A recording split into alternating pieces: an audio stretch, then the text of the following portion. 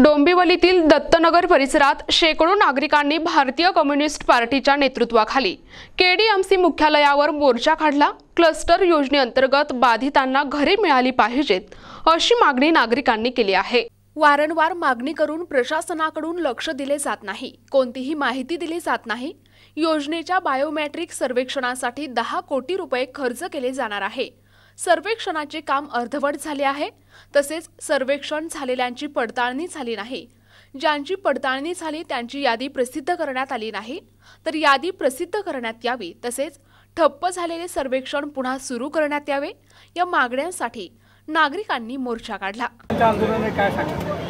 हे दत्तनगर डोंबिवलीमधले रहिवासी आहेत आणि क्लस्टर योजना राबवावी म्हणून यांचा प्रयत्न आहे आणि महापालिका यांनी अनेक मोर्चे अनेक आंदोलनं करून सुद्धा त्याला रिलक्टंट आहे, म्हणजे नाखुश आहे। कारण भूमाफिया जे आहेत ते कार्यरत आहेत तिथे, त्यामुळे त्यांचं क्लस्टर सर्वेक्षण होत नाही आहे। आणि अशा अवस्थेमध्ये हे लोक आहेत की आता जर कधी क्लस्टर झालं नाही तर यांची बांधकामं तुटतील, बांधकामं जुनी झालेली आहेत। आणि क्लस्टर योजना मी आणली त्यामुळे मला यांची पूर्ण कल्पना आहे की याच्यामध्ये काय तरतूद आहे, याच्यामध्ये यांना काय सवलती आहेत यांची मला पूर्ण कल्पना आहे। परंतु महापालिका याच्यावरती कुठेही लक्ष देत नाही, दुर्लक्ष करते सतत, म्हणून त्यांचा मोर्चा आहे। आज आंदोलन आहे सीपीएमचा, काय मागणी आहे काय? आमची मागणी एवढीच आहे की अनेक वर्षांपासून आम्ही लढत आहोत, पण गेल्या 5-6 महिन्यांपासून आम्हाला फक्त टोप्या लावल्या जात आहेत। अनेक वेळा आंदोलनं करण्याचा आम्ही प्रयत्न केला,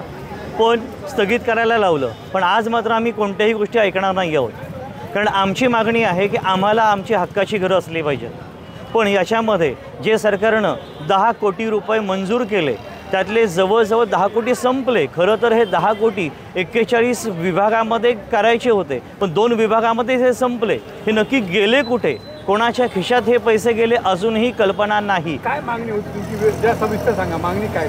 आम्हाला आमची हक्काची घरं हवी आहेत। क्लस्टर योजनेखाली जी सरकारने मंजूर केलं ते बायोमेट्रिक होणं गरजेचं।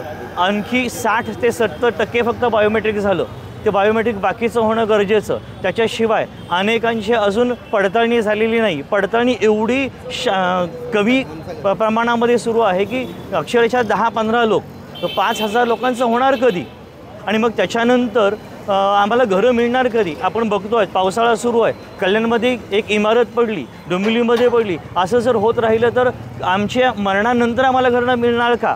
मग असं जर असेल तर अर्थ काय? सरकारचा शब्द गेला कुठे? एक जितेश लिमकर लिस्ट जी आत्तापर्यंत लागलेली आहे, जी काही हे आहे तर लोकांना ती बघायला मिळावी, पडताळणी व्हावी आणि त्याच्यामध्ये आम्हाला कळेल आम्हाला घरं मिळणार किंवा काय झालं, नक्की कुठेपर्यंत आहोत हे कळणं अतिशय गरजेचं आहे। पण ते मात्र अजूनही आम्हाला कळत नाही आहे, सगळं अंधारात काम सुरू आहे। NTV news Marathi, Mumbai.